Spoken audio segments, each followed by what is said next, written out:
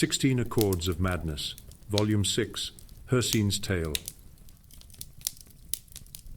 Ever proud and boastful, Oblivion's mad prince stood 1/5 day of mid-year among the frigid peaks of Skyrim and beckoned forth Hircine for parley. The huntsman god materialized, for this was his day, and the boldness of Sheogorath intrigued him. Wry without equal, Sheogorath holds in his realm giggling loons, flamboyant auteurs, and craven mutilators.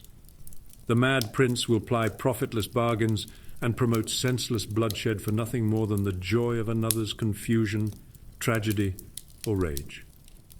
So it was that Sheogorath had set a stage on which to play himself as rival to Hircine. Without haste the coy prince proffered his contest.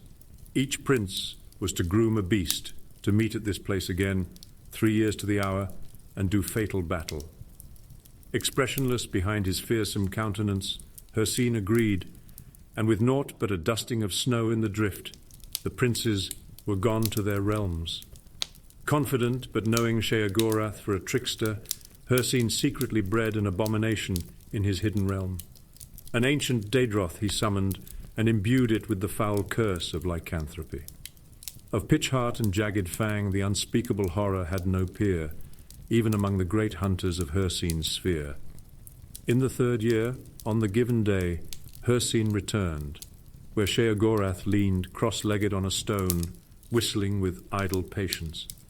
The prince of the hunt struck his spear to the ground, bringing forth his unnatural, snarling behemoth. Doffing his cap, sly as ever, Sheogorath stood and stepped aside to reveal a tiny, colourful bird perched atop the stone. Demurely it chirped in the bristling gusts, scarcely audible. In a twisted, springing heap, the Daedroth was upon the stone, leaving only rubble where the boulder had been. Thinking itself victorious, the monster's bloodied maw curled into a mock grin when a subdued song drifted in the crisp air. The tiny bird lightly hopped along the snout of the furious Daedroth. Sheogorath looked on, quietly mirthful, as the diminutive creature picked at a bit of detritus caught in scales betwixt the fiery eyes of the larger beast. With howling fury, the were-thing blinded itself, trying to pluck away the nuisance. And so it continued for hours, Hircine looking on in shame while his finest beast gradually destroyed itself in pursuit of the seemingly oblivious bird, all the while chirping a mournful tune to the lonesome range.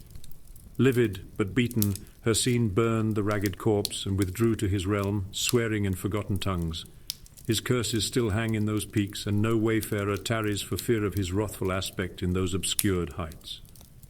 Turning on his heel, Sheogorath beckoned the minuscule songbird to perch atop his shoulder and strolled down the mountain, making for the warm breezes and vibrant sunsets of the Abacean coast, whistling in tune with the tiniest champion in Tamriel.